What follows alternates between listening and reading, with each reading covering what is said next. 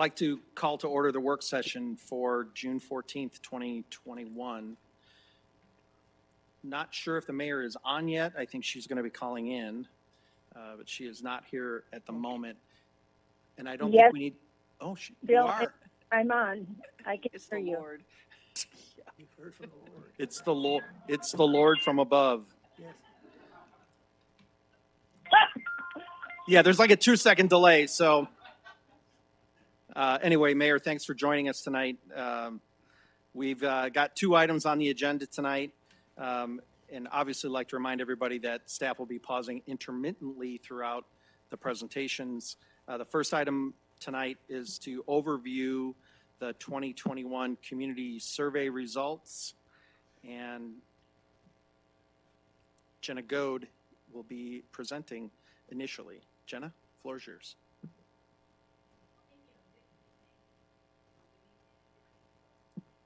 Aha. Thank you. Good evening again for the 3rd time. Good evening, Vice Mayor and members of the council. I'm Jenna Goad, the assistant to the city manager.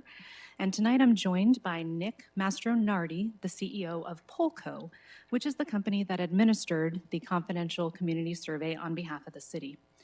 I'm going to kick off the survey, or excuse me, the presentation very briefly with a few comments before I turn it over to Nick. As council may recall, the city previously used the National Research Center, or NRC, to administer citizen surveys in 2014, 15, and 18.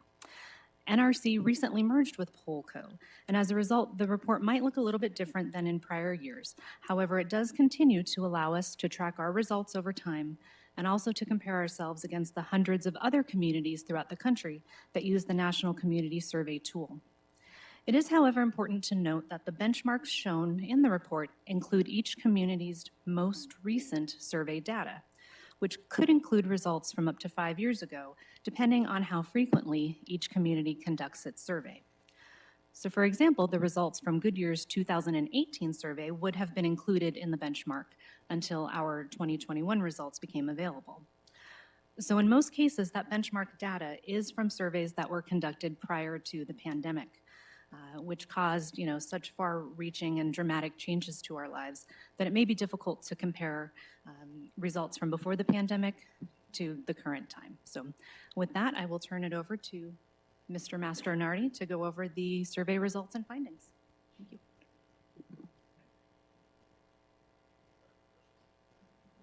Test audio. All right. Great. Very council staff, very nice to meet you all. Thank you very much for having me out. And first off, congratulations on your sets of results. It's pretty impressive. We'll go into it in more detail. Just by way of introduction, my name is Nick Mastronardi, and I'm the CEO of Polco and National Research Center, 2 firms that have come together. I am a former public servant myself, very passionate and fortunate to get to work in this space. We know how important it is and how it impacts residents' quality of lives, and we find it an honor to get to work in that and give you guys data to help you make great decisions going forward on behalf of your residents. Also, I'm a former academic with a PhD from University of Texas, Austin, and so we're always extremely rigorous in the work that we do. As Jenna mentioned, Polco, I was the founder of Polco. You may have heard of National Research Center as a 25-year-old firm. Dr. Tom Miller was the founder of National Research Center. He still sits on our board. And we came together because he saw Polco's technologies and capabilities as a way to expand and scale what they had been doing for a long time with technology better, faster. And so we're really excited that to take the legacy he started and continue it forward. And so really grateful to work with you guys and looking forward to sharing the results with you.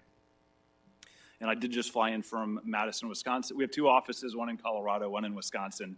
And so when I got off the airport today, it is pretty hot. And I was telling city manager also, we knew the survey results, so we know how good you guys did. But I also like to ask anecdotally different people I run into in the community. I'm staying here in Goodyear tonight, and the ladies at the hotel, I just asked, how do you like Goodyear? And their answer was, except for the blistering heat, we love it here. So the anecdote matches up with the results. So without further ado, I mentioned a little bit about this. Polco is a technology company. Our job is to foster and facilitate better interactions between residents and their leadership. National Research Center is an advanced it's basically now it's our team of advanced survey scientists and data scientists who administer these surveys. These are professional instruments. There's no leading questions. They've been through the ringer for a long time. We do a sampling methodology that's representative and random. We oversample certain residents based on likelihood to respond, just things we've learned over the years. And then we do all the reweighting of the data. So sometimes you hear from more females than might be indicative in your community, or more older adults. And so we do all the necessary reweightings. One thing I wanted to mention on this is we put the rigor into this so that and if people ever have questions, don't hesitate to refer them to us. These are results that we hope you feel confident and can stand behind. We know oftentimes, you guys hear from a lot of voices. This was done in a statistically significant and representative way so you guys could have the confidence of the community at large. And so as you're having to make the difficult decisions going forward, these are results that you can trust represent the voice of your community. So there's a lot of rigor here, but that should deliver you confidence, and I just want to emphasize that. Just as Jenna mentioned, we do multiple surveys. Our flagship is the National Community Survey, so this is one that we field in a very standardized way with communities all across the country. It has 10 different what we call facets, and you can see those at the bottom left. And these are areas that that influence a resident's quality of life and that the local government has influence over. So these are the areas that we try to assess resident satisfaction in each of these areas and give you guys results along these facets.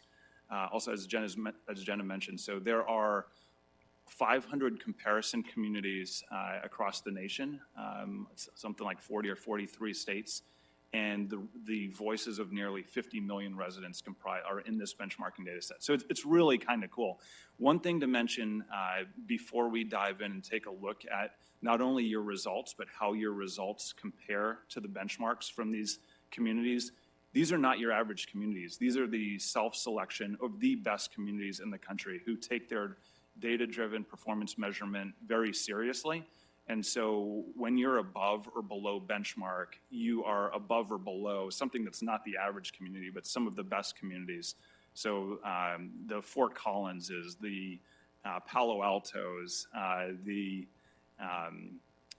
Palm Beach counties of the world. These are all very, very good communities. So just keep that in mind. One other thing is when we say you are above or below benchmark, that's usually about 10 points above or below.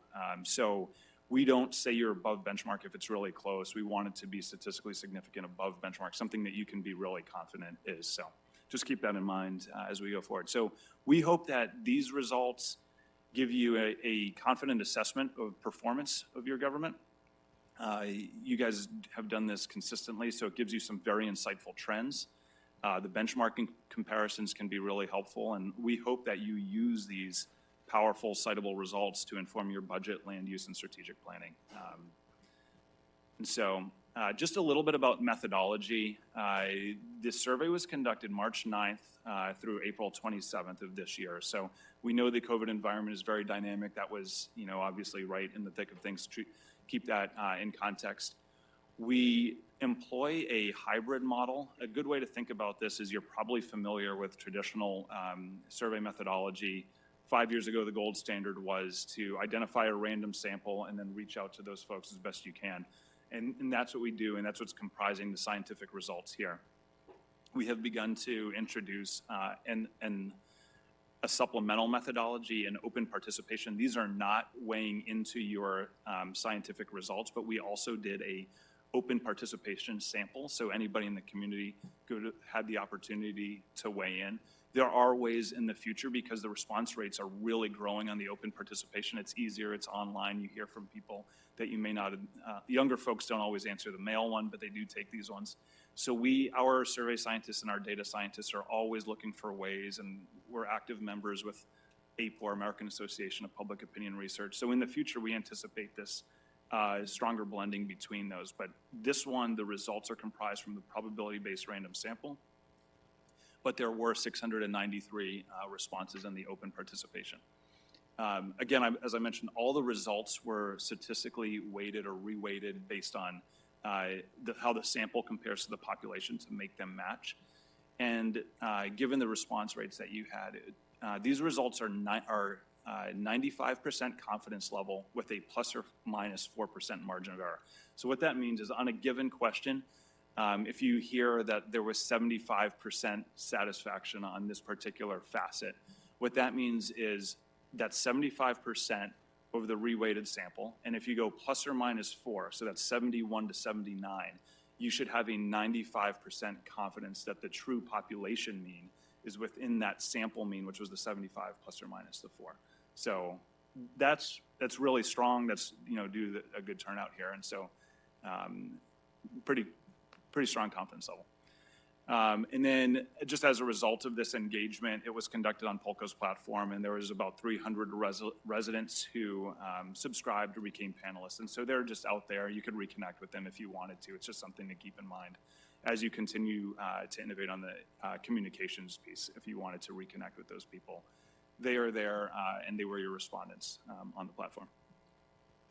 So, overview of the survey results. Compared to the other communities in the benchmarks, you have received higher ratings in 22 areas. And again, to receive higher than benchmark, you have to really kind of outperform that really high-performing group. So that's a strong testament to that. 118 questions were received similar ratings, and then 8 received slightly lower. So it's pretty strong. Compared to 2018, received higher ratings in 20 areas, 66 were similar, and 27 received lower ratings. The whole, there's a lot of things that have been changing over the last years, and that's why we do the benchmarking. Is so you're not just looking at your trends in a vacuum, you're looking at your trends compared to kind of what's going on across the country. These, out of those that changed, we wanted to highlight some of the most significant changes for 2021. So areas where you guys improved the most, employment opportunities, very strong 30% gain. Goodyear, the rating of Goodyear as a place to work up 17, economic health, strong gain, and the quality of the business and service establishments up 12 in economic development. So all, my PhD's in economics. Economics is really important. It's how people go about improving their quality of life, and everything kind of on that economic front was looking really strong there. On what where the percent changes, where you had the biggest drops were traffic flow on major streets, bus and transit service ratings, availability of affordable quality child care and preschool, overall opportunities for education was 11% drop, and availability of affordable quality housing was a 10% drop relative to 2018. So the way that this survey was designed is we try to assess what's important to the residents, and then we try to assess on those same dimensions the quality of the services delivered in those same areas. So this is the first of those. This is what areas are of most importance to the residents in the community. And then to the right, you'll see how those numbers from your residents compared to the residents in all the other benchmarking communities. So for the most part, you'll see a lot of similars over there. The desires of what's important to a resident of Goodyear are very similar to what's important to the residents of the other communities across the country. The one that jumped out much higher than benchmark was the importance of design or layout to your residential and your commercial areas. So this was an area to the residents of Goodyear that was, very important, even compared to other communities. So, but these are high numbers. The residents of your community find a lot of these things, the services that you guys are delivering is quite important. So the next slide here is taking a look at the quality of those services. So you'll see, again, a lot of similars, so that's great. These are great communities. And even a higher up there on the overall economic health of Goodyear. So you guys are doing exceptional in the resident assessment of the economic health in Goodyear is higher than the benchmark of those strong performing communities. So we'll take a look in each of these different facets, and each of them has different areas that comprise them. So taking a look here in quality of life for Goodyear, you'll see that And there'll be a little indication in the top right about how each of these subfacets kind of relates to the benchmark. So this one doesn't have one, which means it's similar to benchmark. So 9 of 10 residents rated the overall quality of life in Goodyear as excellent or good. It's excellent.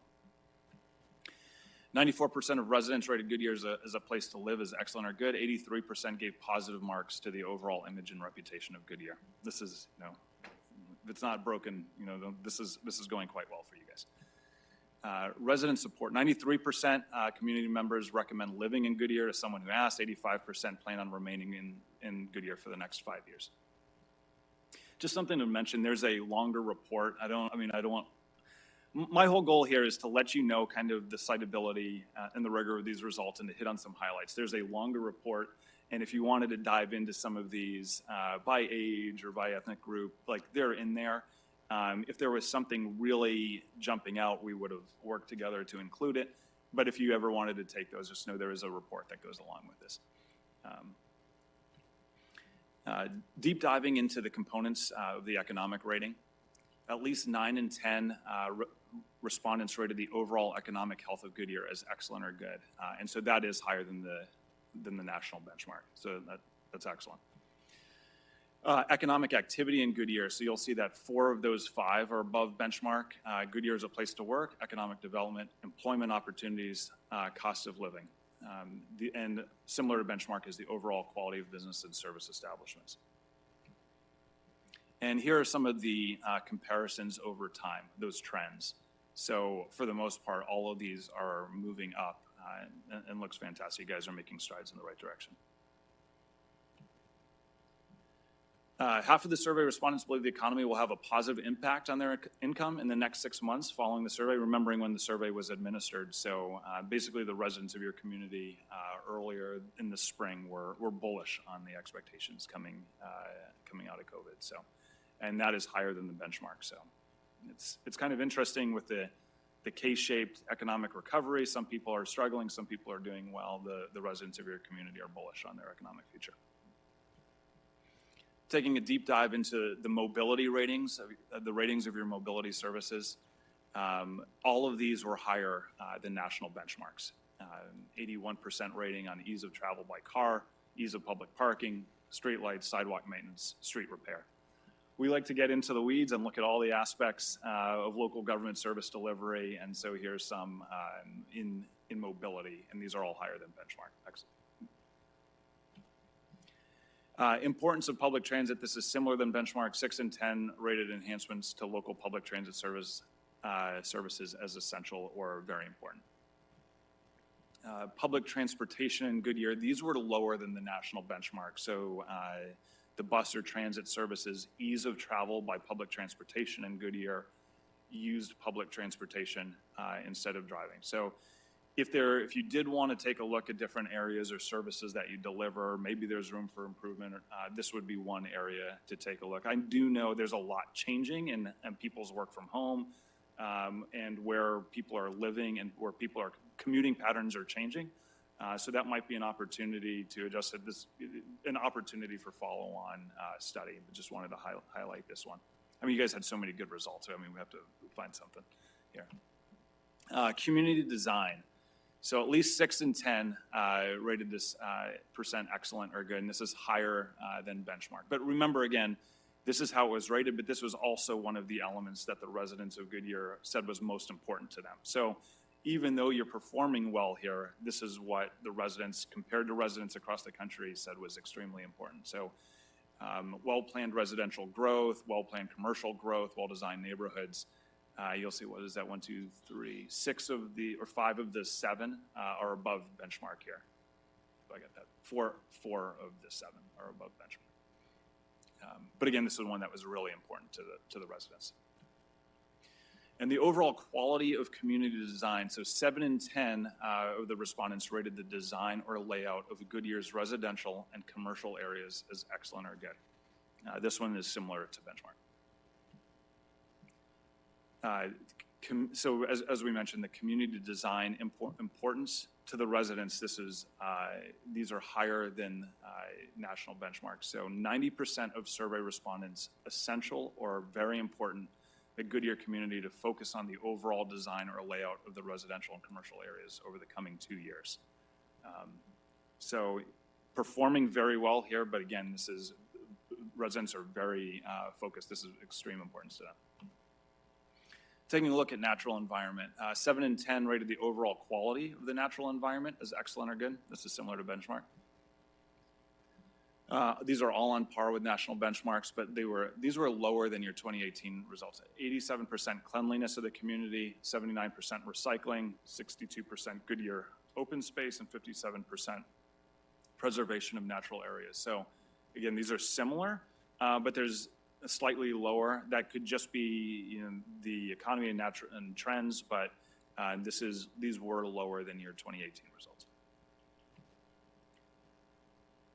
Okay, so two of these three are lower than the national benchmark. So air quality, water resources, and then water conservation, other sustainable programs is on par with benchmark. So again, this might be a hard one to fix. Some of these things may outside of your control, but if there's an area to kind of take a look at, this may be an opportunity for improvement. These ones do not have benchmarking comparisons because there's a section of custom questions that go on here. So we obviously, when a community does a custom questions, we can't compare those. But these were asked of the community. So how important you think to enhance each of the following programs or amenities in the coming 2 years? So 88% of residents indicated importance of enhancing internet connectivity. Water conservation was at 83%, senior services at 75, childcare after school was at 74, and then you kind of have a third tier at 62 for local public or transit services and regional public transit services. So these were those custom questions asking about importance to enhance these programs. And then finally, one of the facets is in communications with your residents. And so this could be helpful as you're putting together your communication campaigns to make sure you're getting the word out or continuing to hear from residents. This is where they're getting their information. So 8 in 10 of your residents are getting information about the city government activities, events, and services from the InFocus Monthly magazine, local media outlets, direct mailing, city website. 7 in 10 word of mouth. 6 in 10 from city email, social media, utility bill, and then 5 in 10 or less from city council, other public meetings and interactions with city staff.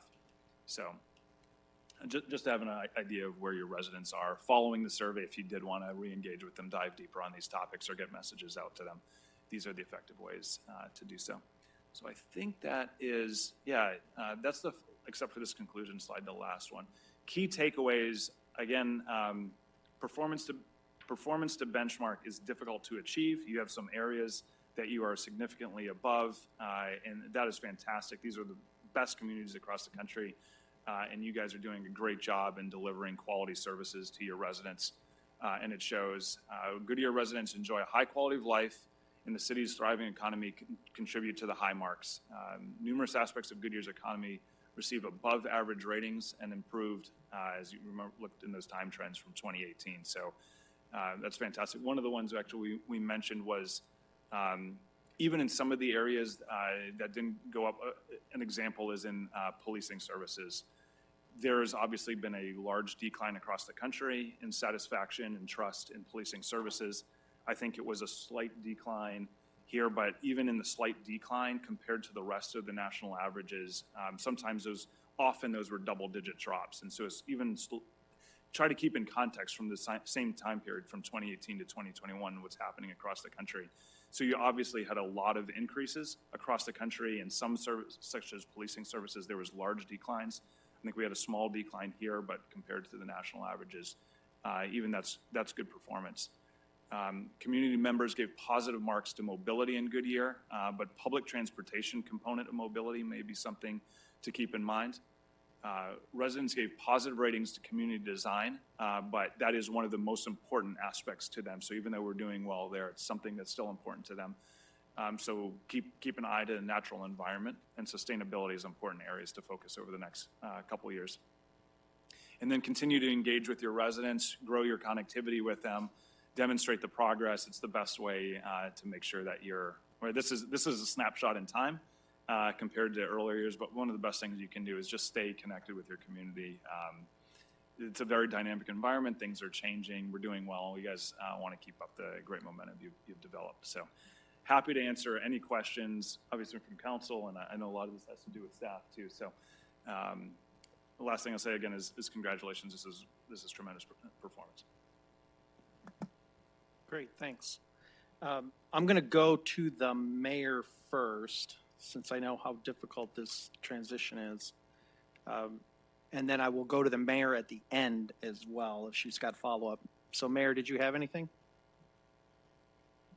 Well, just one thing. Well, thank you so much. It was a very complete conclusion, and I think we're all. I'm not looking at the council, but I'm sure they're all smiling at some of those percentages. They're very good. But I guess for me, it becomes very clear that transit's going to be an area that we're going to have to focus on. Thank you. Great, thanks, Mayor. So I'll open it up to the council. Councilmember Pizzillo. Yeah, I realize trend, especially when it comes to public safety or police specifically. It's been quite interesting across the country, and I saw ours dropped a little bit. And I guess my question is, it's probably better for the chief, is it perception or are stats actually from a police standpoint on the rise, or some of it? I mean, to be honest with you, if you turn the news on and if you ever watch, which I don't anymore, but if you watch it, you can see where that perception could be such, because that's what you see all the time, day in and day in. I guess my question is for the chief. On reality, are we seeing tick-ups in crime in the city? So I looked at it also, and when we compare ourselves to the other Valley benchmark cities here, we're actually a little lower in most of the areas. To include, we're just above, slightly above the median when it comes to property crimes, if we compare 2018 to now. However, to add to what was said here tonight, I do have a couple of notes here. Some of the points that I'm thinking about without having to really dive into this, it would be hard to pinpoint because you want to know what's in the person's mind that's taken the survey, right? And we don't have that info. But some of the points are just that, is if we go back to the pandemic and to the social unrest that was happening, and when you go into fast forwarding, a year now to where we're at today, we had a lot of issues with active shooters. We had a lot of issues with police officers being involved in shootings. We had a lot of issues with protests and political divisiveness. And but what I do know is there was no community policing going on out there because of the pandemic. And people usually feel safe when they're out there interacting with the public and they're out there, going to some of those events. And that is one of the factors that I noticed that we didn't have in the last year, is that community policing aspect of people going out there.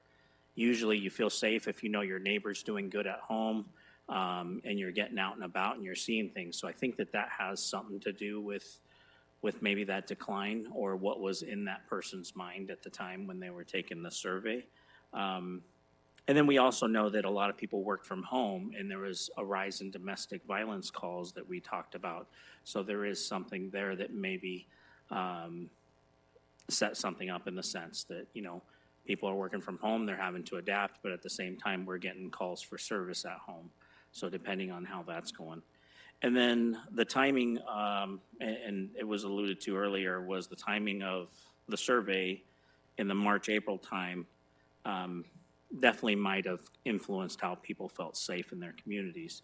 Because although I might feel somewhat safe in my community, if I have a family member that lives in another state and I know things are happening nationwide, I could be wondering, hey, is that going to happen to me when I go to the store? Is that going to happen to me when I go to the park to walk my dog?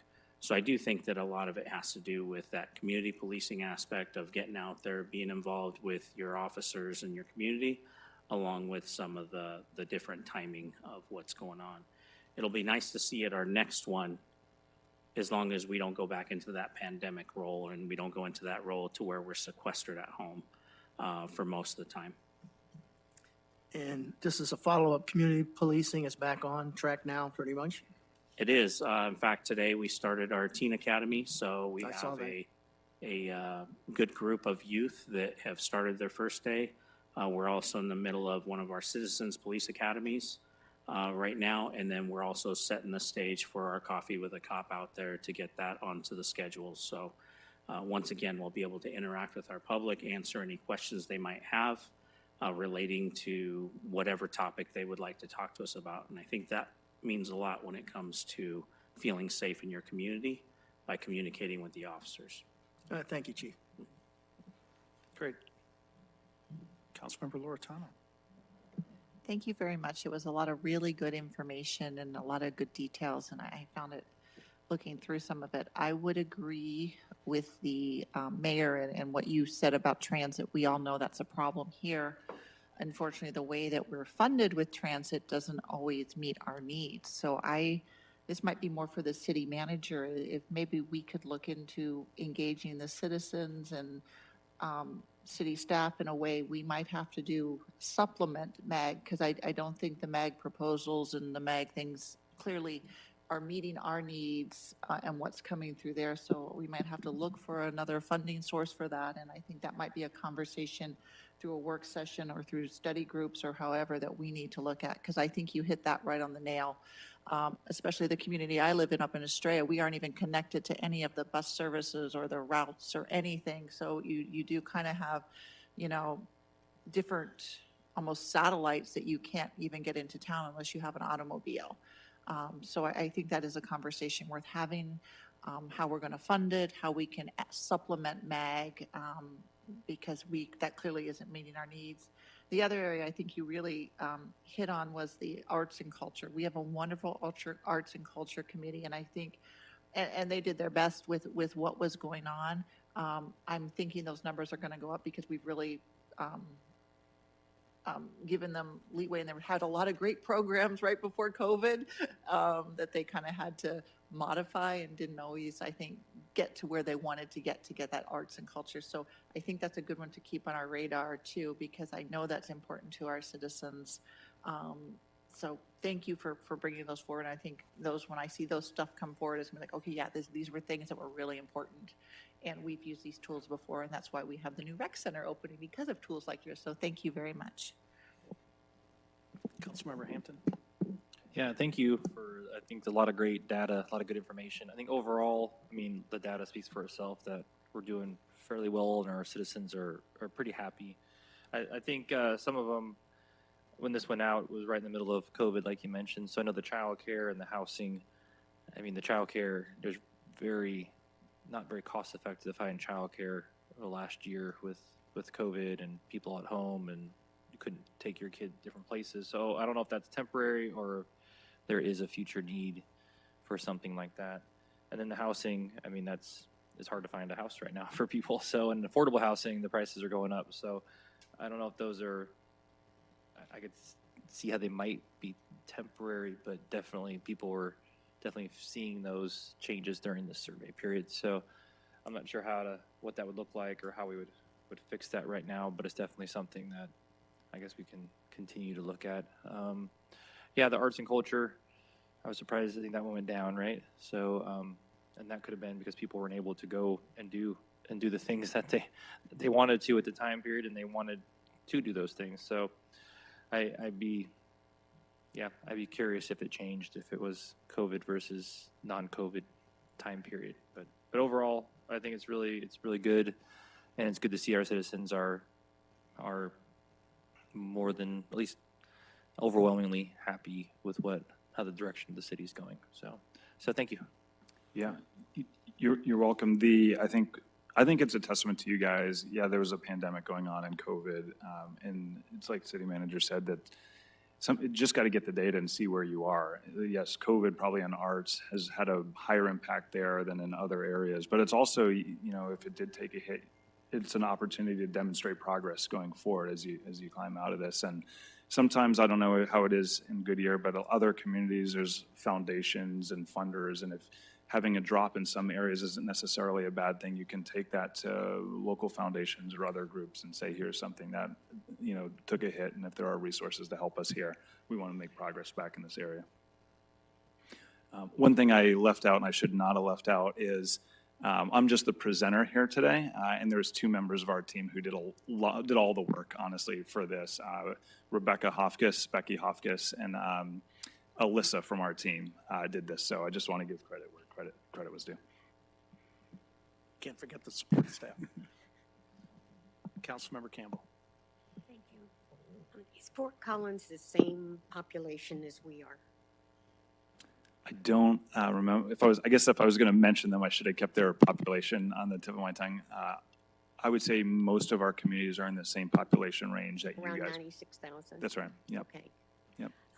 I have the same comments that Councilmember Laurentano said, and I'm not going to go over them again, but I really feel that the COVID is what kept a lot of people in, and a lot of people were afraid, and so we were unable to do any of our really wonderful cultural events and art events. And even though we dropped, I don't think that that's going to be a lasting one. I think we're going to come right back up. And transportation will always be an issue here because of the way we're growing, the way we're spread out, and having Valley Metro and the cost, which is not something we're going to be able to solve. I did have a question, though. For each of the cities that you used, did all of them send out 3,500 requests for the survey, or did they send out larger numbers? Is there a set number you used? I know for us, you said it was 3,500. That's right. Yeah, the mailer numbers that we used for you guys were right on par with our normal mailer numbers. With And, everybody else. Yeah, actually, let me go back. I think I've got the actual. I thought it was interesting. I liked that you brought up that a lot of folks were answering online, because if I get a survey in the mail, I won't answer it. I'll do it online though, but I don't want to mess with a pen and a pencil and mail it and all of that.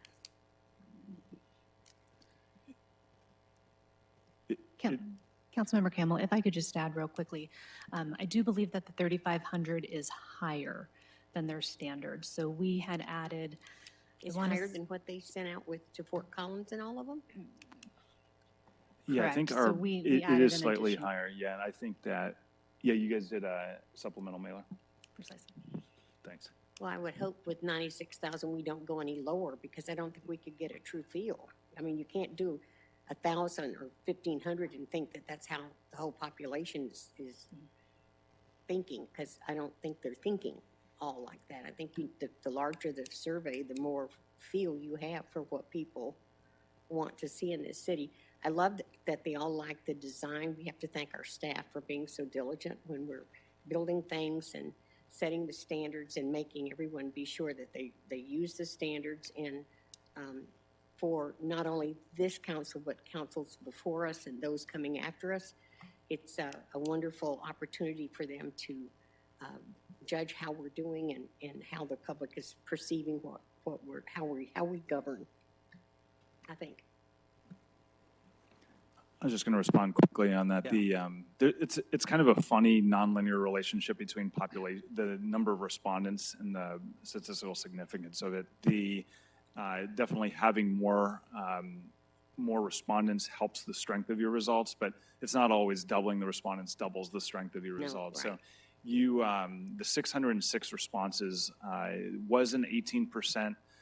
As I mentioned, that 18% response rate, numbers used to be much higher than that, and younger demographics are just, you have to find them online that way. And so that's why a lot of the private sector is moving to blended of the online open participation with the other. And we're right there with Pew and Gallup helping kind of set the methodology. But these results right now, and thanks for the clarification on the supplemental, these are really strong results and testament to the voice of your community. I do get a lot of your surveys online from various organizations that I belong to, and I answer every one of them because they're online. But if you've mailed it to me, I wouldn't do it. So thanks. Nick, just to clarify your, before I go to Councilmember Kano, everything that we've seen tonight is based on the 606 responses, right? Not the online responses, just the That's correct. returned hard copies. So I think that gets to Councilmember Campbell's point of, can we rely on that? So how reliable, you talk about a good predictability number, how does that how does 606 represent 95,000? Can you give us a brief, how does that work? Yeah, so basically the numbers that I presented in there, if you take plus or minus 4 from whatever those numbers were, you can have 95% confidence that the true population mean is within a plus or minus 4 of that number. So that's very high confidence level and low margin of error combination. Okay, thanks. Councilmember Kano. This is a great report. This is really quite exciting, especially coming through the pandemic and where we are to be rated so high as a place to work, good place to work, and the high marks on our community. And then things we got needs to improve in areas I don't think were a surprise to us. And since nobody mentioned it, I will, about the traffic flow on major streets. It was a pretty rough year last year with so much work being done, but that's a part of our growth and what's going on. I don't know, there's just a lot of good things, and I think in view of the pandemic, we're very fortunate to be where we are. And I also want to commend the city leadership and the staff because of all the work that they've had to do through the pandemic to keep things going and to meet all the citizens' needs. I mean, we have been busy. Things didn't stop here, and so the employees of the city of Goodyear have done a good job. Great. Thanks. Nick, I've just got a couple of questions for you as we kind of wrap this up, and then I'll kick it back to the mayor for any final comments. You mentioned that the open participation data is not included in the results. Did you compile that at all, or did you just collect it? We collect it and we provide it to the city, but as far as what's presented here Right. as the statistically significant and representative results, those are separate. That's only coming from the 606. So you can check out and look at the results from the 693, and we're working on ways to blend and strengthen that. But right, Okay. yeah. But those are available for us to get at? Yes, Vice Mayor, that's correct. In the attachment to the agenda tonight, I believe it's the last roughly 15 pages of the 114 some page attachment. But yes, they are available. Can you pull that apart and send it back to us? Certainly, sir. So we don't have to hunt through 115. Then the other observations, I think from this, to kind of echo what everyone else has said, we talk about traffic flow. That gets to a lot of what we're looking at in this next strategic plan. We talk about the traffic light study and getting some of that done, because that really has an impact on our traffic flow. We can't do much about capacity, but we can certainly do a lot about the flow. Affordable housing, I think, is an issue that we've just recently started to address. So, and I believe that that's a topic in our strategic plan, an affordable housing component. I don't remember. Vice Mayor, the strategic plan does include one goal to study, I believe it's human social services, youth programs, senior services, et cetera. So a broader umbrella of which that would be one component. Okay, so I think we've had some collective individual discussions about looking at what is affordable housing, what does it mean, how do we attract that into our community? And this obviously proves that we need to do that. One area that was somewhat alarming that we didn't really talk about was the citizen engagement decrease, which was pretty significant.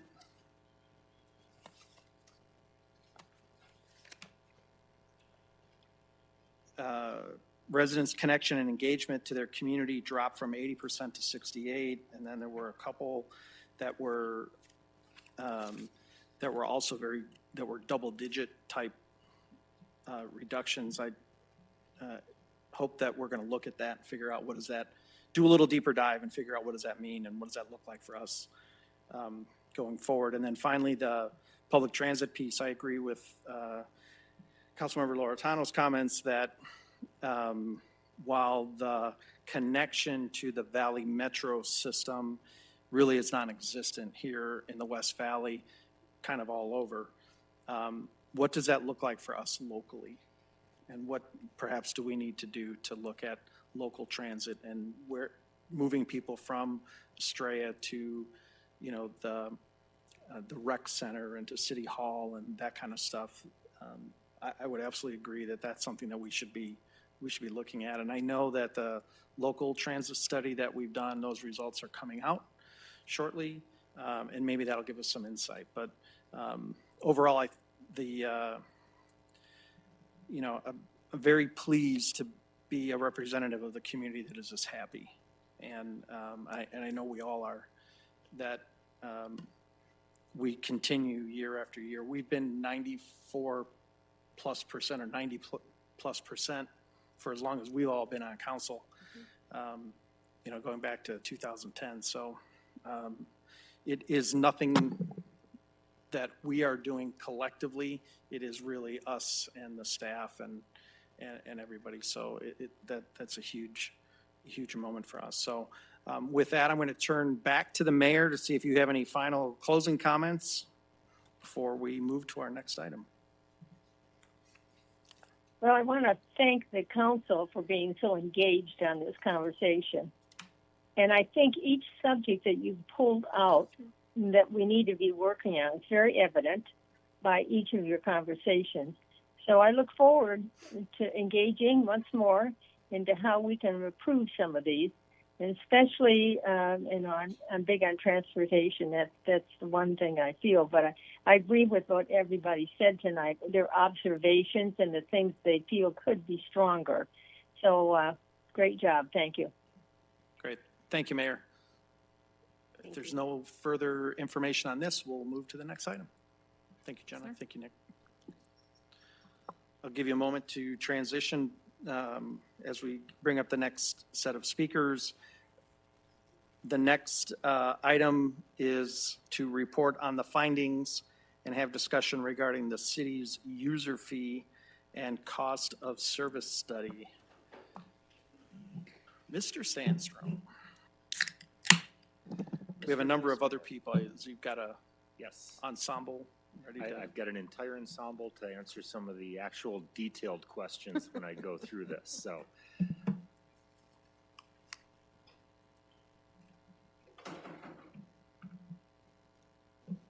right, and as you stated, we are here today to talk about the update to our user fees and the report that was provided to the council. What I will be doing is going over the approach and the methodology used, an overview of all the fees that are being recommended and presented. On the development-related ones, which are much more complex, if you've looked through the report, you'll see that's a lot more complexity there. We've got some comparisons to other cities to go through and walk through, and that's probably where we'll have the majority of our discussion. And then we'll talk about the next steps involved in the process. The first thing I wanted to point out, on the top of every slide in the right-hand corner underneath the Goodyear logo, you'll see a report page number, and that's just to help you walk along within the report itself on the information that we're referring to. The last thing I wanted to do is try to put 66 pages of that information up on the PowerPoint. I would not have been able to read it to you. We did last complete in cost of service study back in 2009, so it's been 11 years. So that's one of the main things to note when we're going through this, is that it has been 11 years. In the expected thing that we thought of and why it's taken that 11 years is there's really not a lot of increase in it. Our fees have stayed pretty relevant throughout the entire time period. We've been using this study, it's been in the budget actually since I started with the city 5 years ago. We just kind of use this as that one thing that we could push off, because there were no real major issues that needed to be addressed. And that becomes pretty clear as we're going through that. However, we did take and design this study in the spreadsheets that back up all of it into a format that we will be able to manage and maintain and update now on a regular basis to stay within that 3 to 5 year recommended time frame. The consultant firm that provided this study for us was MGT. They worked on it for about a 2-year basis.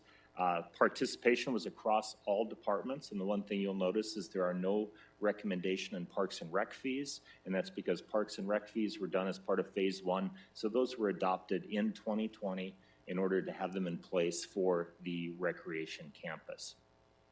And the final piece of this is it's a bottom-up approach, and I'll go through exactly what it is that bottom-up approach looks like.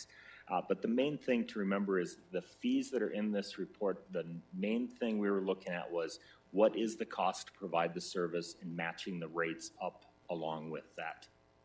And for your information, the fee report that was included in the package, that has been up and available on our website since April, and we really advertise that and let people know where it's at and address questions. And I'll go through some of the stakeholder outreach as well.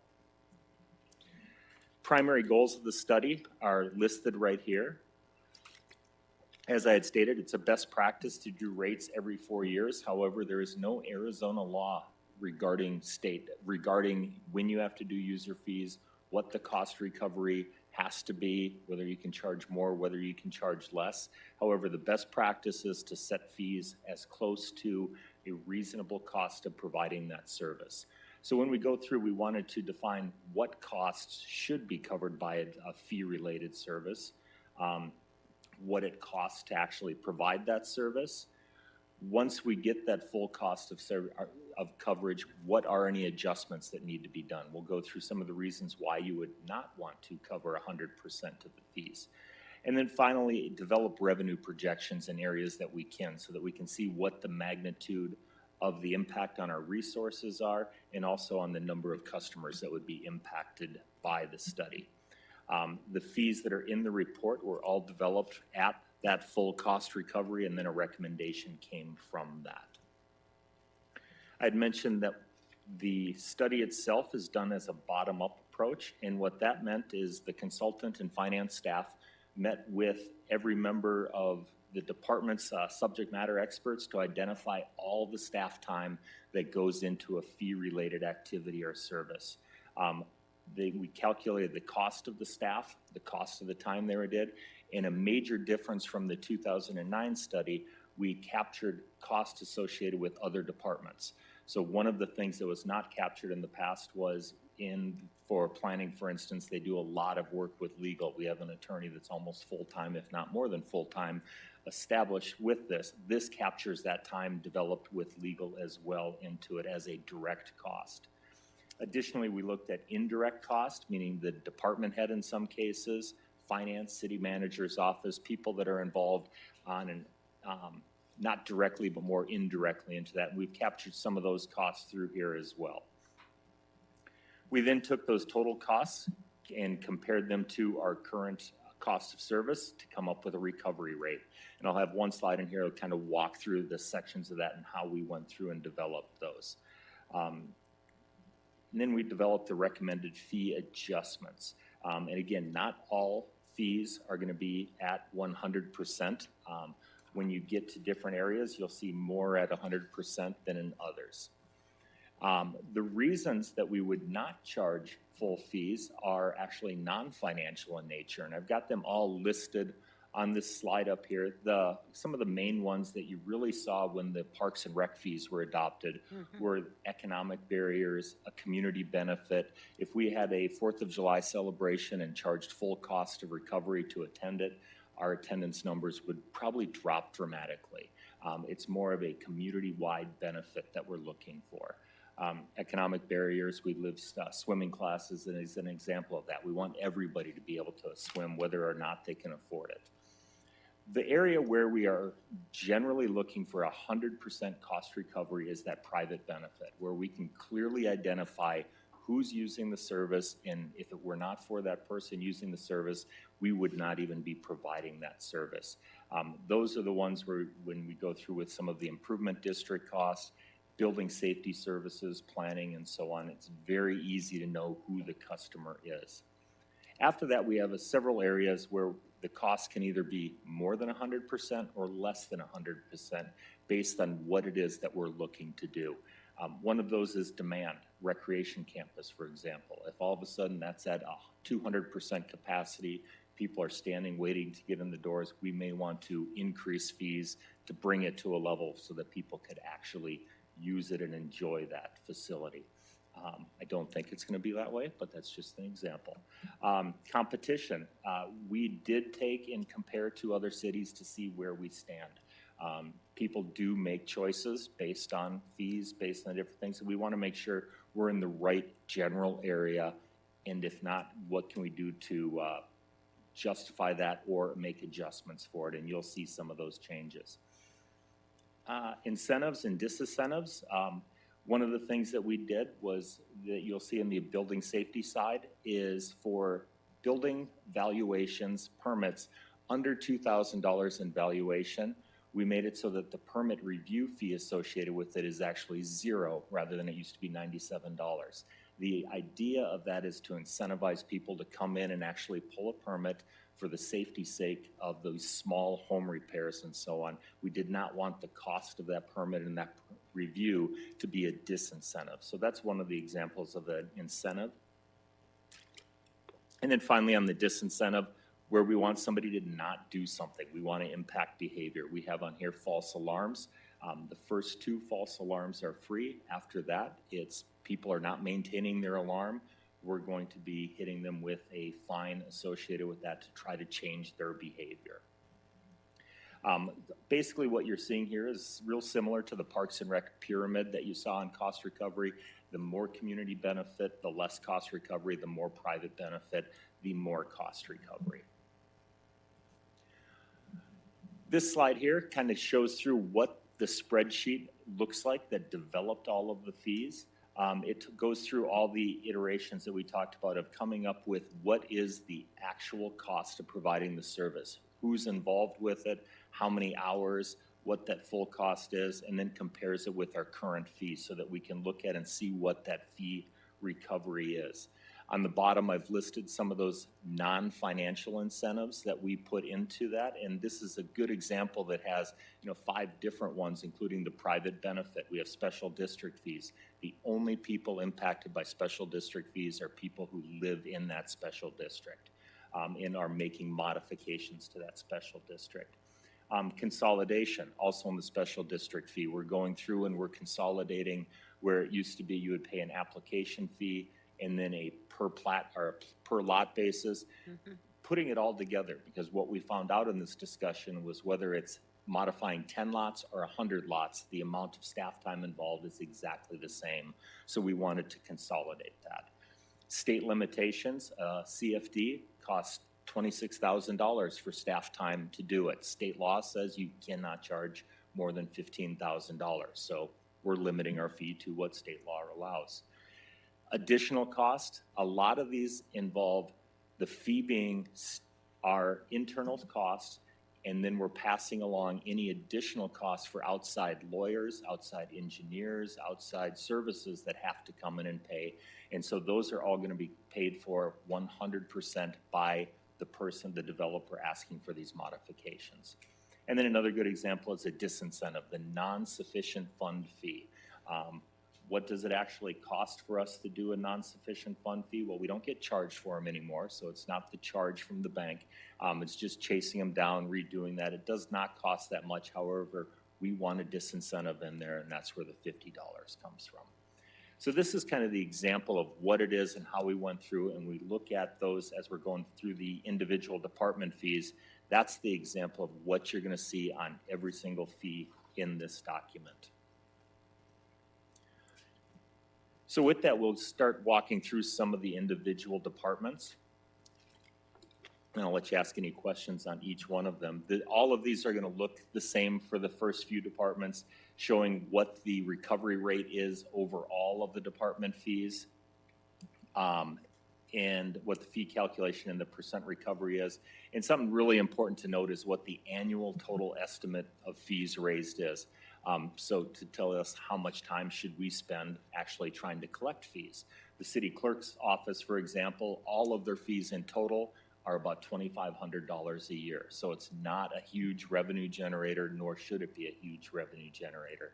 We did go through and modify it includes the public records request. We increased the per hour rate for commercial public records requests because that is something that we can do and it does take some time. We've removed unnecessary fees, such as number of prints for black and white photos. We don't do black and white photos anymore, so why have them in the fees?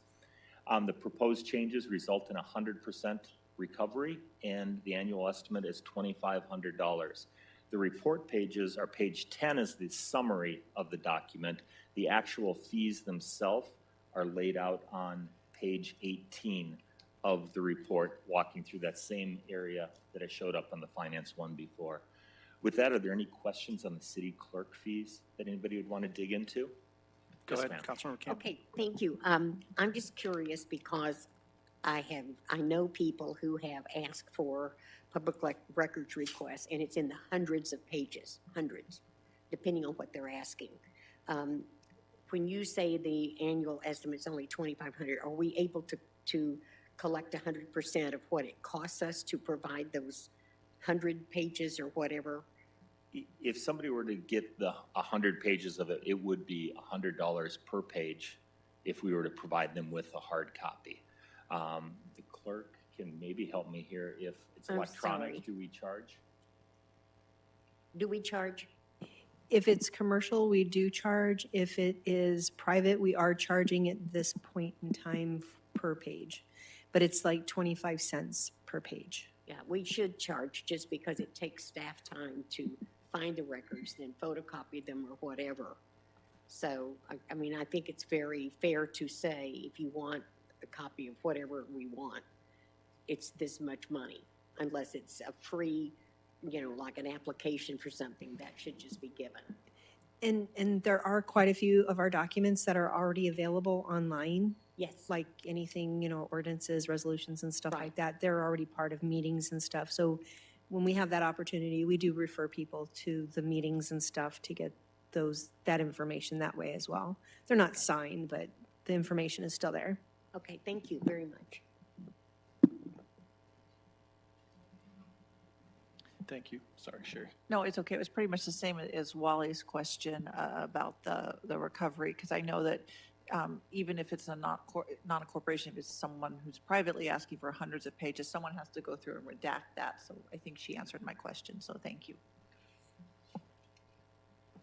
Anyone else? Okay, Doug.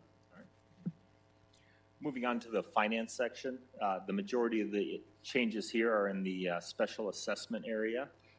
It is actually, if you look at it on the surface, a pretty big increase from $300 up to $8,000. It does involve all the staff time involved with it, and then also the removal of the per lot piece of it. So it's not a apples to apples comparison with that. It is a consolidation of it. It is also one that has very few customers associated with it.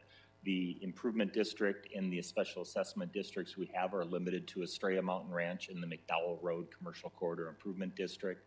So because of that, we did reach out specifically to Globe, Macerich, and Newland to let them know about this and walk through it with them. No concerns were expressed to us in that process. These improvement districts are set up for their benefit and they know it. Other than that, the overall cost recovery is at 119%, increasing from 110%.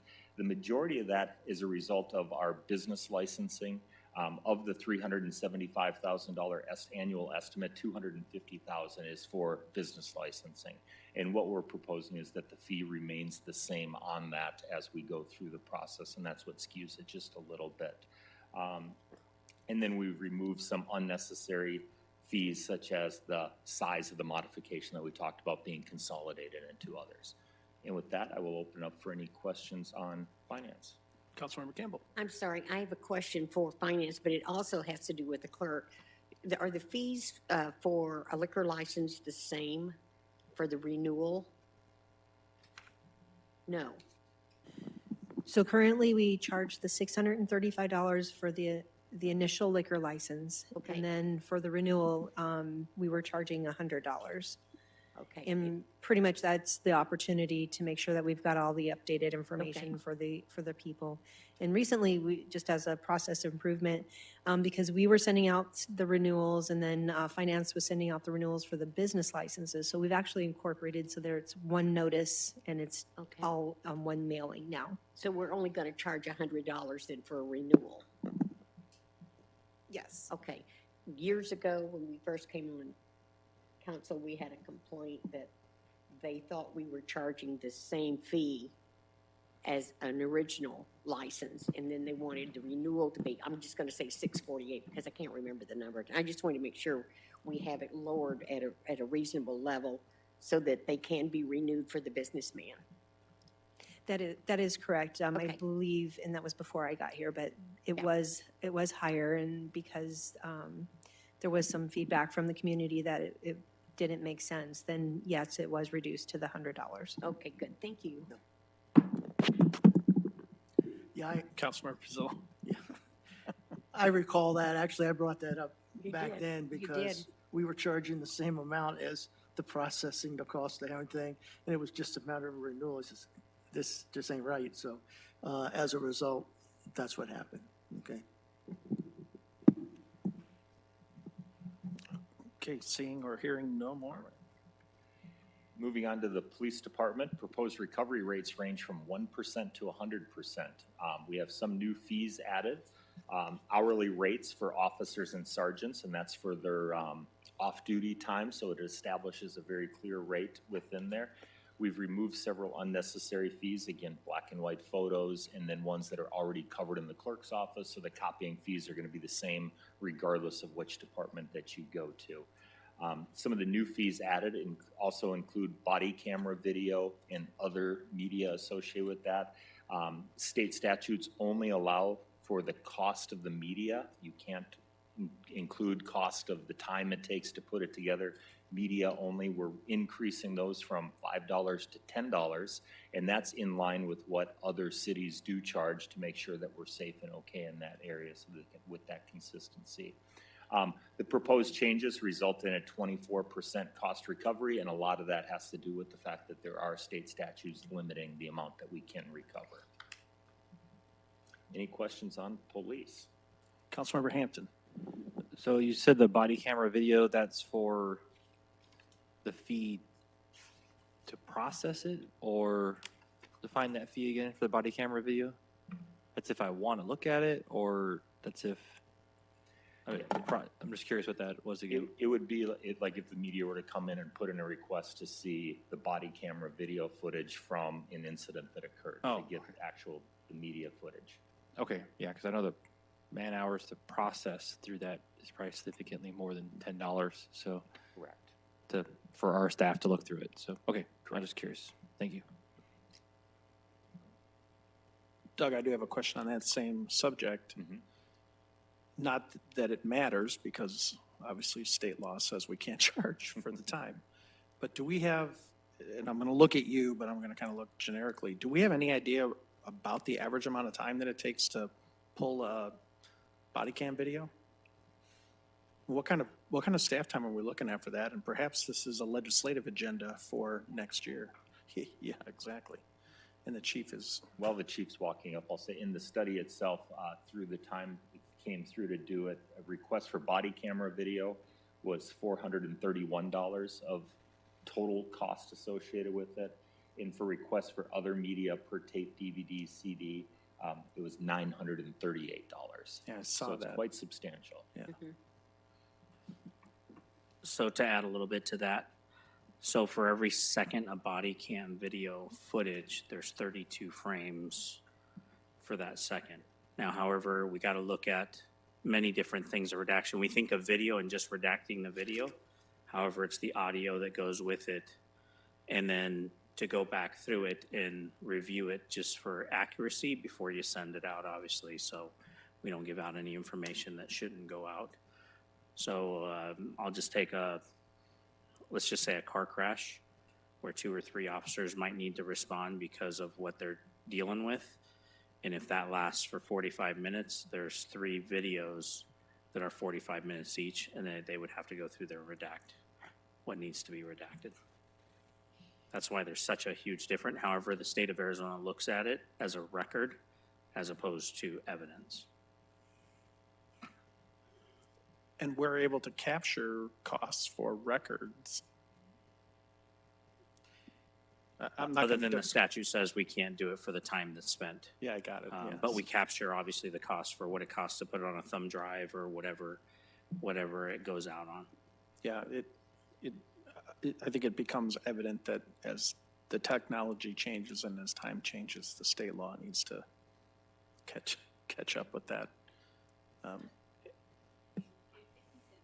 Turn your mic on. Sorry.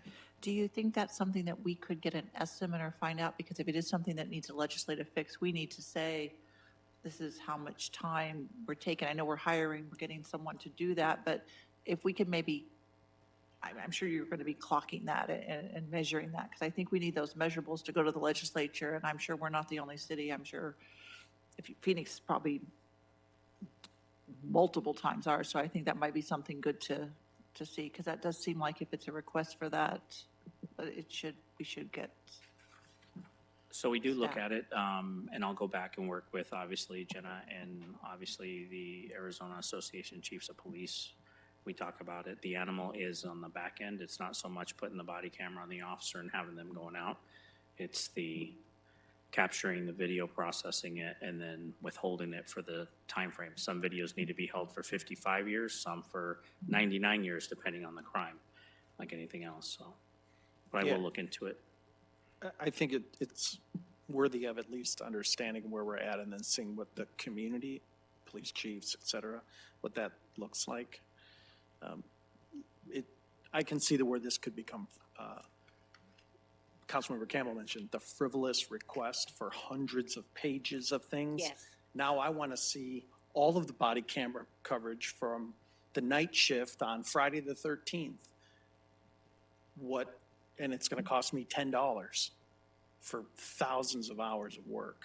So I just, this is not our problem to solve, but I think since we're having the discussion, to get it on the radar.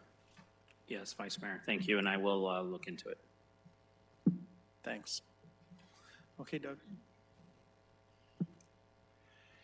Next up, we have the Public Works Pre-Treatment Program, and this is actually one that has been updated since 2009. I believe it was 2016 that this program was put in place and updated. The fees proposed are recovery rates from 50 to 100%. The biggest drivers behind these fees are, and why we have a less than 100% recovery, is consistency with what other cities are charging, the amount of the increase. Some of these are already doubling from what they currently are to what they're going to be, so that it's less of an impact on those customers. And any of the subsidy itself is currently paid for by the wastewater fund, who is actually the one who has to worry about the pre-treatment. So they're a beneficiary of it as well, which helps to support part of that recovery. So with that, are there any questions on the pre-treatment? Yes, Brandon. So you said, so this fee is going to our residents, correct? It's businesses and a lot of restaurants, businesses, Okay. so on, and it's both on both sides of the city, even if they are outside of our sewer service area. Okay, I'm just verifying who the user was. So industrial, Industrial. commercial, okay, Correct. okay, thank you. All right, and those were all of the easy fees. The next ones are the development-related fees, and that's why I had several co-hosts listed on the card to come up and help me through some of these. These areas are building safety, planning, engineering, to some extent fire, and we'll address fire first. We do have comparisons to other valley cities for some examples so that you can see what they are. We do not have across-the-board comparisons because everybody does things just a little bit different, and it's very hard to get to that. The sample projects are, again, just samples, and we'll go through those because the fees themselves are all based on the particulars of any given project. So you change one thing in the sample, the fee itself will change.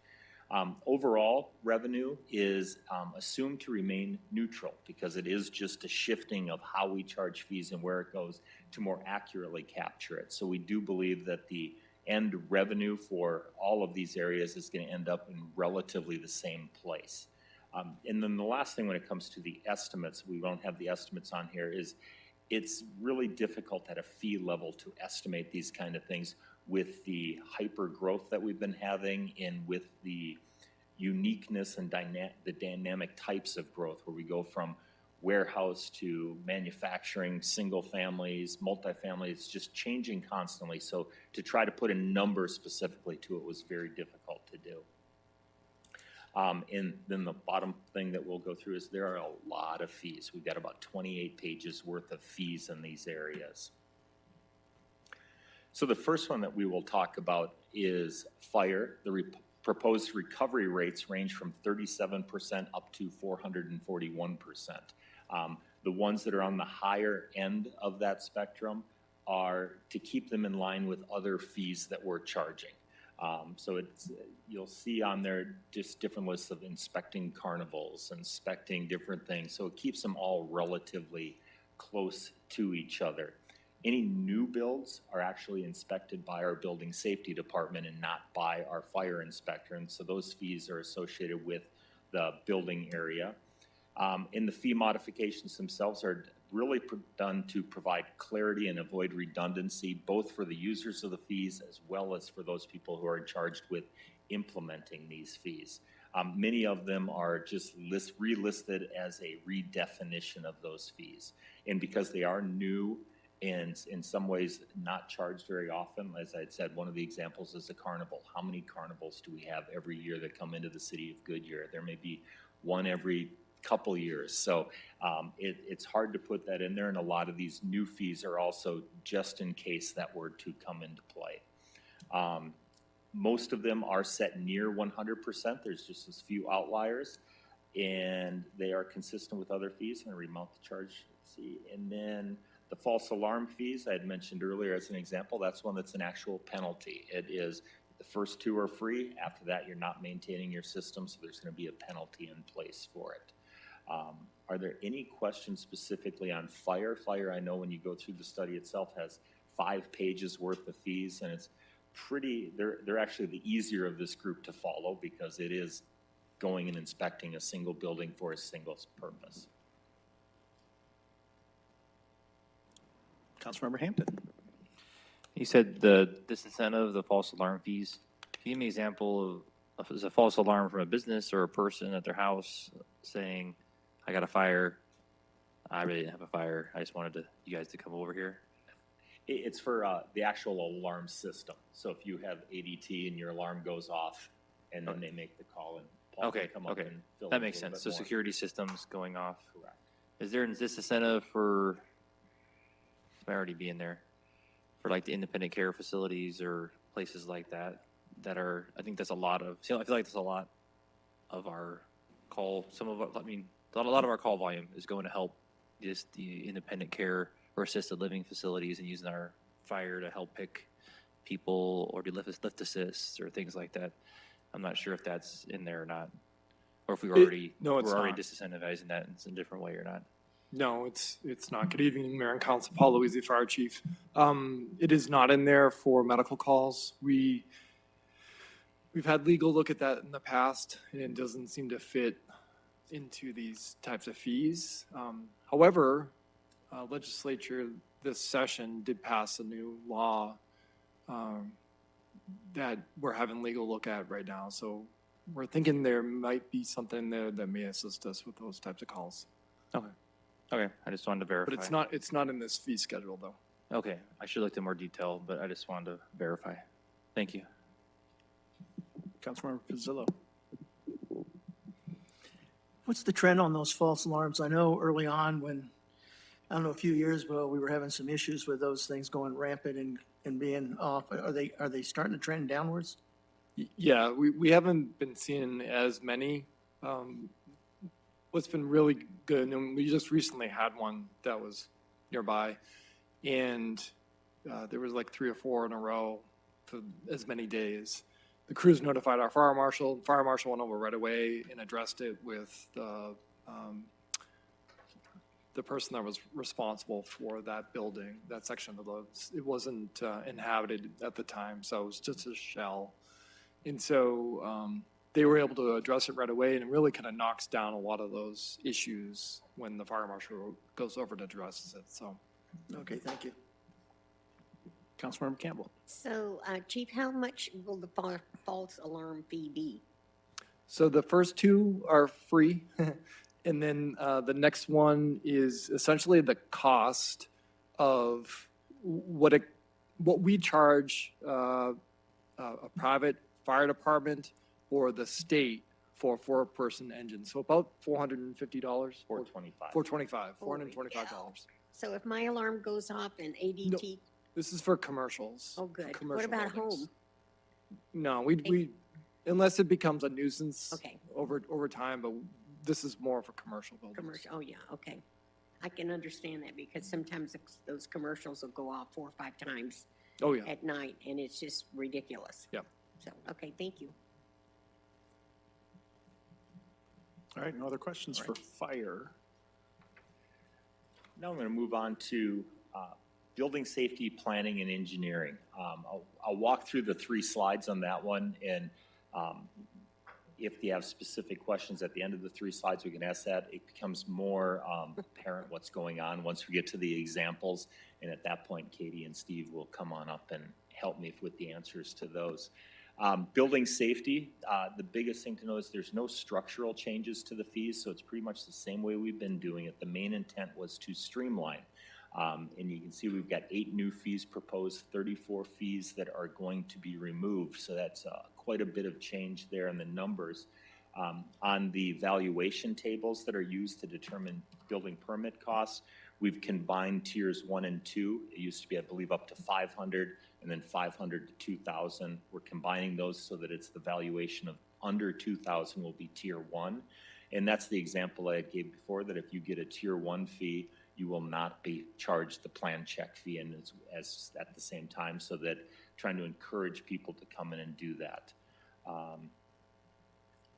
Nearly all of the fees in the building safety area are set at 100% cost recovery. There's just 1 or 2 of them in there, such as the building plan check fee I just mentioned, that would be less than that.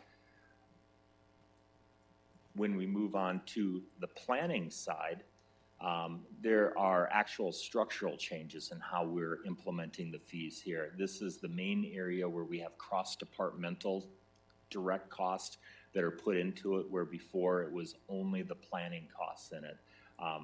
Planning is the area that involves the most other departments, and there's a lot of the planning activity that goes into it that sets everything up. So we got the cross support included. The main intent is to streamline and make it easier to understand for both the customer as well as our technicians at the counter. We have 21 new fees being proposed and 76 fees that are removed. By removing these fees, they're mainly being restructured into those new proposed fees and captured as well. This is another area when we go through the actual listing of the fees over these 15 or so pages. It's 100% cost recovery on almost all of them. There's actually a couple of them when we come back for adoption that you will see brought down a little bit lower to be consistent with some of the other fees in there as well. And then on the engineering side, much like planning, there's some structural changes in there to include that cross support. Again, main intent is to streamline capturing planning and legal in that process. The streamlining, it's standard terminology, and things have changed in the construction and engineering industry since 2009, so bringing it back up to how things are actually done today. The recommendations are all at 100% within engineering, and you can see we got 47 new fees, 38 fees to be removed. A lot of those are then just restructured into those new fees. 15 fees actually change how they are charged. If needed, we can go into some of that, but we'll talk about how the impact of that is.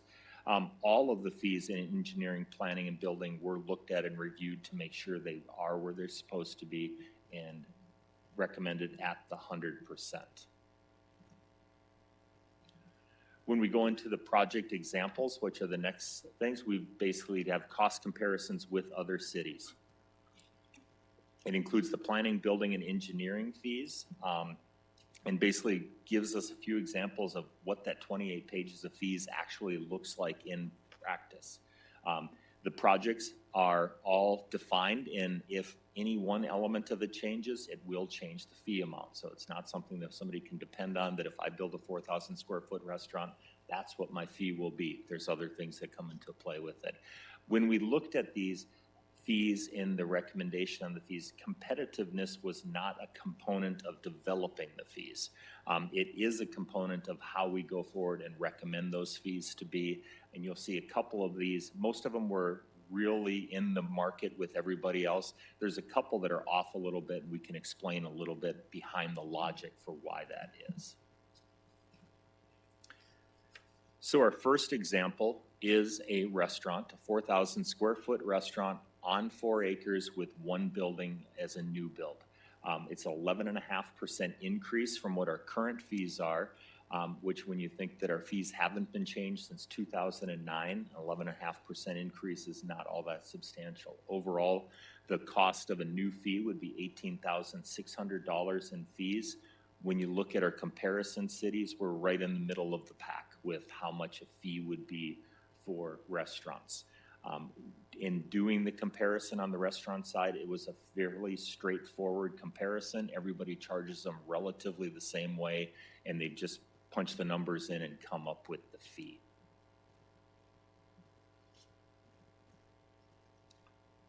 When looking at a residential subdivision with 100 lots, there is an overall increase of our current fee of 1.5%. Again, that's after 11 years of no fee changes, so it's right in the midst of where it should be. Moving from $89,900 up to $91,000 in fees, so it's a substantial amount of fees, but that's a lot of work going into it when you have 100 new lots in a subdivision. And again, just like on the restaurant one, it's a fairly easy comparison when conducting it with other cities, and we are right in the middle of the pack with the residential subdivision fees as well. Going to the next area of an industrial building, 200,000 square feet on 50 acres, 1 building as a new build. $245,000 for the fees and permits associated with this. That is just under a 12% increase. Again, no fee changes since 2009. And again, when you look at it, we are right in the middle of the pack, right in with how others charge this fee. Those are the ones where we are right in the middle of the pack and how we go, and relatively straightforward in how we calculate those fees. The next area is a planned area development. This one more than doubles from what our current fee is of the $4,500 up to $10,400. It's based on that 100% cost recovery. There is also a partial desire on the city's behalf to have less PADs and start moving people into more of that straight zoning, because we have different zoning categories that can use. It makes it for more consistency, and it helps to show, just the maturity of the city, where we don't have to rely on a special PAD for every single developer that comes forward. The straight zoning is about a 30% cheaper than a PAD, so it's something that somebody has the alternative to go that straight zoning if they want to do it that way. Since 2009, the number of PADs, or the percentage of overall PADs to straight zoning, has decreased. So as we developed our zoning, we have moved more people into that already with our existing fees. That fee would put us at the highest for a PAD when compared to other ones. Still close to what some of the larger ones have, and it's 100% cost recovery. Couple questions there.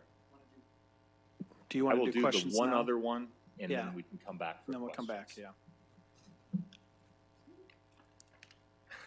yeah.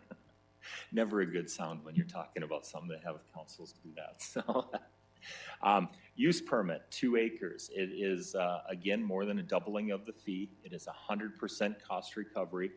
Use permits are very labor intensive, and they go through the entire planning and zoning process, the council process. So it involves a lot of staff time in planning, engineering, legal, city manager's office. So there's a lot that is involved in this use permit.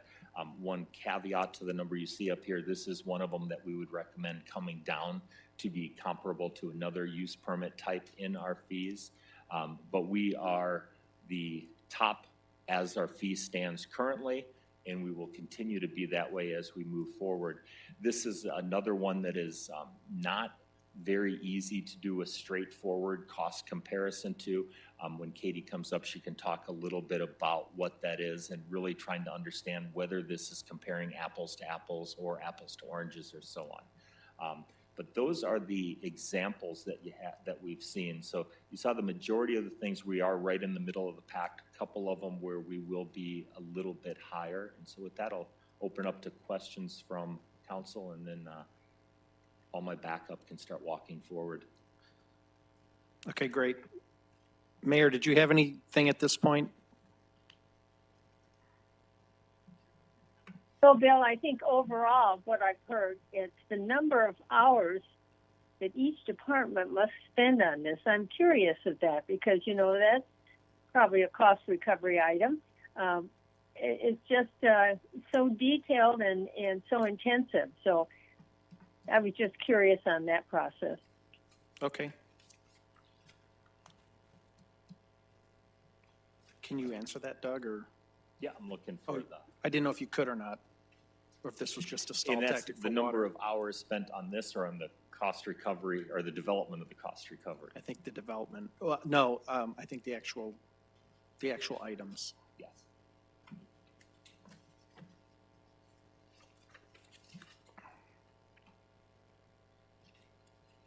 That's okay. I can bring that back to the desk when I'm back at the office and find more information on. But thank you very much.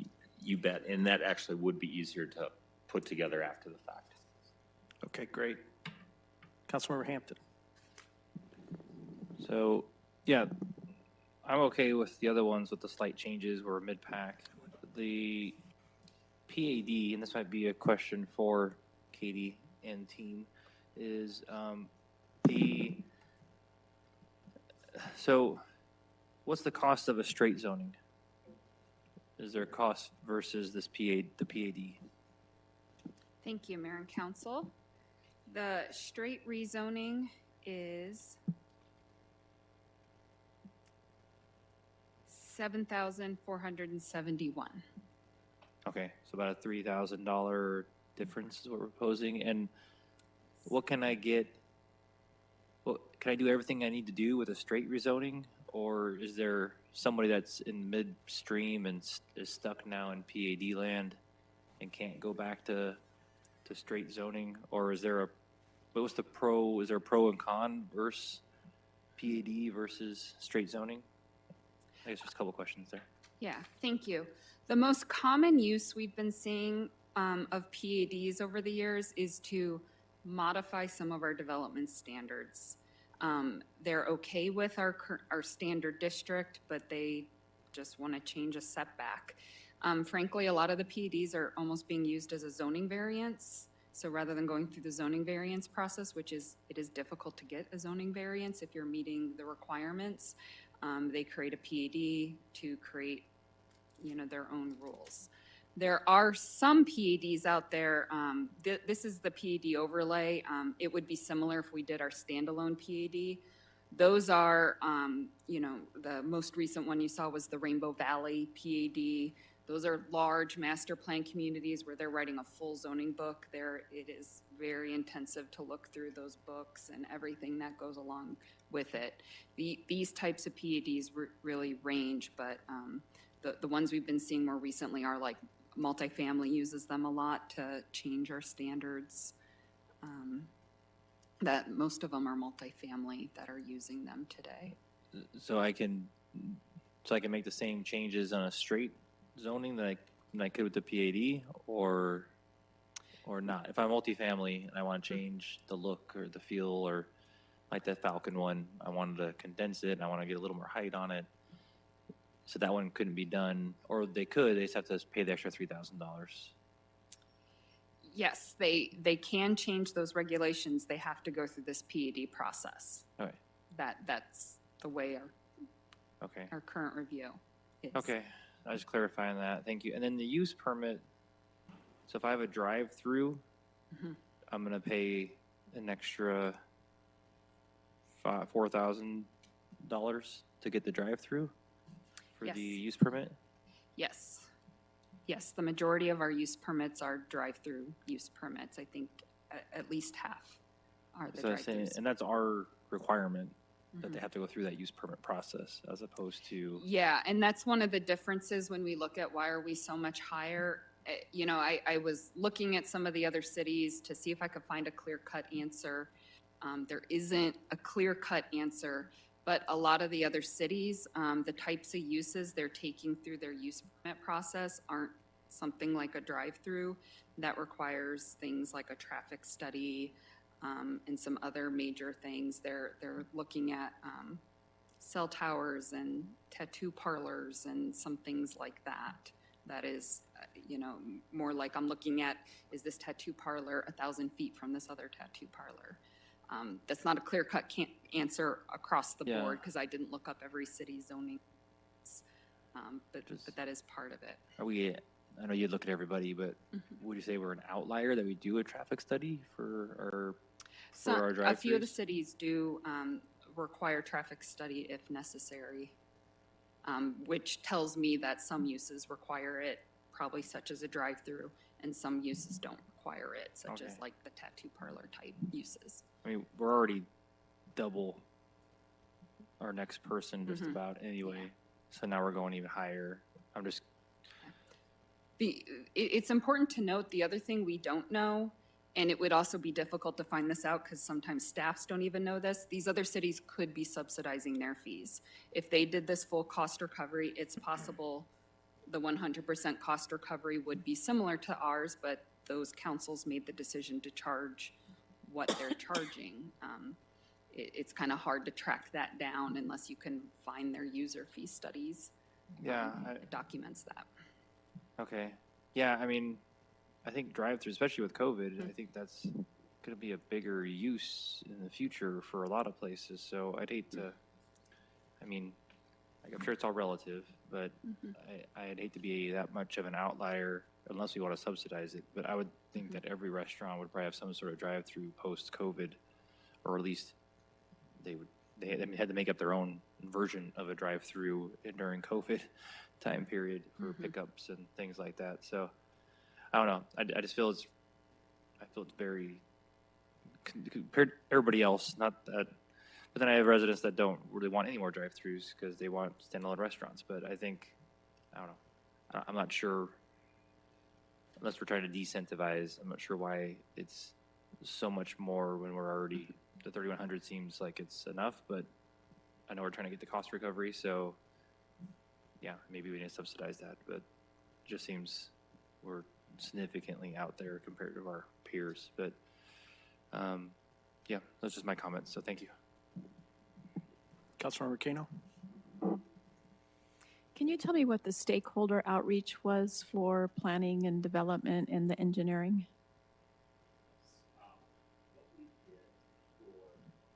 I turned that off. And I'll go back to the other slides as needed. But for stakeholder outreach, we started back in April when we had our initial development advisory meeting. The development advisory group is a group that is put together by Development Services Department. Includes 233 members that get the email with it. So we sent the notice that these were all going to be on our website to that entire group, included the link to the website. On the website itself, in addition to the report and the examples that you saw, we set up a special email address for anybody to email in any questions. Shortly after posting it, we had a development advisory group, and we told them, in addition to receiving the email, that it was there and that we would come back a month later and answer any questions for them. In the interim, we had received one letter that had a few questions on it from Jackson Mole from the Home Builders Association, mostly clarifying how different things were done. We responded directly to him, and then when on June 1st, when we had the Development Advisory Forum again to go through the study, we had 51 people in attendance, walked through the study, made sure we addressed all the clarifying points that were in Jackson Mole's email, got that. I think we had 2 questions during the advisory forum, and one of them was actually from a staff member, so it was interesting. And after that, emails received. We have not received any emails to the email address that we had put out there. We got the letter from the Home Builders Association, and then we had one question prior to the Development Advisory Forum about having stakeholder outreach from APS. APS was then in attendance at it, and no questions asked on that. So that's the extent of the public outreach that we've done. Great, I appreciate that. I think one of the healthiest things you can do in government is go back and review processes, and I think this has been very helpful to streamline and consolidate and eliminate things that are unnecessary. So kudos for doing that, and I think that your schedule to do it every 3 to 5 years is a great idea, because obviously you've gone a real long time. I share some of Councilmember Hampton's concerns about the use permit. It's a pretty drastic increase. I think we're going to see a lot more restaurants with the drive-through. I think that's one of the byproducts of COVID. I think that people will be looking for a lot more convenience. And the PAD, I think, the use permit and the two where we jump up pretty high. Have we considered a phase-in approach at all either, or we don't, so that we're not the sore thumb sticking out? We have not discussed any type of a phase-in approach on it. Okay, thank you. Councilmember Loretano. Thank you very much. I guess I share some of the same concerns of those last two. I understand with the PAD, that makes a little more sense that there is an option that they can go, that the builder can go a different way. Realistically, that is going to get passed on if it's a home to the homeowner, to the apartment rent. I mean, I think we all know it's going to get passed through to the consumer in the end. So I do have a question on that one, then I have a comment on the other one. For the PAD, you said zoning was an option. Our zoning, where do we fall? Are we kind of mid-pack for zoning fees, or where do we fall there? Thank you. So for a straight rezoning, if you looked at these same cities, the overlay, the average is about $6,400 for the PAD overlay. For straight zoning, the average is about $6,300, which is interesting. That's the way it is in Goodyear now too, is that a straight rezoning and the overlay are similar costs. So it's interesting to see that the average of these cities, they're similar costs when it is typically much more labor intensive to look at these PADs. So you can compare that to 7471. So we are a little bit higher than average, but similar to the average of those cities for the straight rezoning. We're a little bit more in the ballpark Yeah, there. it is more in the ballpark. And I do want to remind, it is this huge leap. One of the big reasons, besides it having been 12 years, was, I don't know why, but when we did it in 2009, they only included planning staff in the fee calculations, where this time we included everyone who's involved, and there are lots of departments involved in the reviewing of planning cases. So that's one reason why you're seeing these large, significant, as Doug said, but just to reiterate, that is why there is kind of a doubling of these fees in these categories. And that one makes sense to me, especially when you said there's another way to do it. We're more centrally located, and we really don't want a lot of PADs. We want the zoning as opposed to that. The other one is obviously the use permit. My concern, it follows everybody else's with the drive-through. I'm afraid we're going to be disincentivizing maybe smaller restaurants, more mom and pop, less, and we might end up getting continue to get more chains that have that capital for that. So that's something I think we could look into if others are, assisting with that or not requiring traffic plans for everything if you need it. I'm not sure exactly how, but that one is for me. It's gone way up there. So, I want to be able to have the little donut shop that wants the drive-through to come in, or the mom and pop coffee that wants to do a drive-through, so they don't feel like they can't come to Goodyear because they're smaller.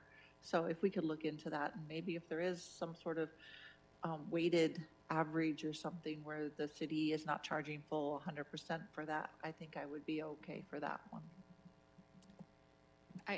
Sorry, if I may, I did pull that information, or not all the information you asked, but just if you're curious, we have been doing about 12 a year. And so if council, say, wanted to set it at $1,500, which is just number I pulled. That would be about $54,000 a year subsidy, just to give you an idea of something council wanted to explore. And it looks like everyone else is around, oh, that's why you got 1,500, huh? I had to make it Yeah, bigger to see the numbers. it would be on the higher end, but still, But right now, we've been charging 3,100, right? yes. Yeah, so we're Well, still higher. Yeah, there's a base and a per acre, but yeah, for most of the drive-throughs, that's about what it would be. Yeah, I think for drive-throughs, that would be something I would like to see, something along those lines. But thank you for pulling that. You're one step ahead. Councilmember Pizzillo? Yeah, I kind of echo the comments that are kind of going on for the other council members. I think you're going to see changes, more change. You're going to see more use permits as a result of the pandemic and how business is being approached. I think it's too high. I don't know if it's a process that we need to look at to bring it down, or if it's just too high, because we want to encourage, at least from my perspective, we want to encourage those businesses coming into the city. We don't want to discourage them, especially since it's so much higher than the surrounding communities. So I couldn't be in favor of those type of recommendations for that use permit. Great, thanks. Okay, so I've got a couple. If you can, Doug, can you go back to the 200,000 square foot industrial comparison slide? There you go. You mentioned we were in the middle, but we are second from the top with our new fees on this one as well. And I'm always concerned when we're at the top. We've tried to be very competitive, and clearly this says, where we stand right now at 219, which is still second from the top. No, I'm sorry, that makes us third from the top, has not been a disincentive. And I don't know that raising that up will help or hurt us, but I got very nervous reading the slide presentation as we were going through, because as you pointed out, there are, I'm going to say, hundreds of fees. And we can't do a comparison on all of them across the entire valley.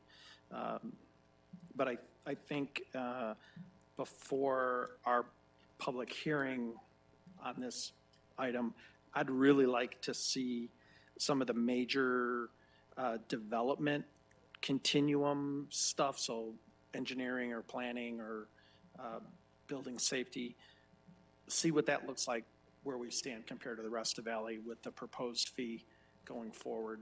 That might help. These have been very helpful, but it's only for these few.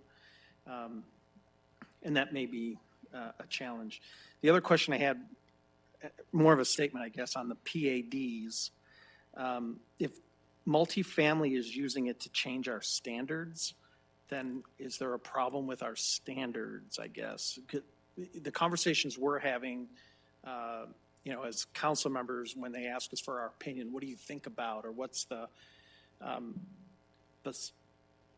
we're asking for more in the way of aesthetics and do something different. Don't make them all look the same, blah, blah, blah. And if we are saying that privately to them, and then they roll into staff and it's like, well, now this is now you have to do a PAD because council said we want this to look better or whatever. So I think I don't want to say it's a conflict, but I think we're sending a mixed message in that regard from the PAD perspective. And I know we spent a lot of time, collectively we talk about, 3 types of elevations for the single story, single unit rental property. That has kind of driven some of that, but we really haven't spent time talking about multifamily structures and those 3-story or 2, the ones that we're seeing over and over and over again. That if we're pushing the PAD, then maybe we've got a problem with our thing. So that's just kind of an observation. The use permit, I agree with everybody. We're already almost double what the You know, Buckeye is at 1,600, we're at 3,100, and now we're talking about doubling it again and then a little bit more. I think that that's a huge problem. And I know Christopher and I think Katie, I think you were part of that presentation, came to us and said, hey, maybe you guys don't need to do special use permits. Maybe we, at our meeting on the 1st, maybe we need to revisit that conversation about special use permits. Maybe we're the ones that have caused the problem. I don't know. But it might be, since we're having this open dialogue with building safe, or the planning and zoning, maybe that's a good conversation for that night. But I agree with everybody. I don't want to charge $7,100 for a drive-through. And if that can be handled, I don't want to say administratively, but if that can be handled as part of the normal process, then perhaps we get out of requiring it.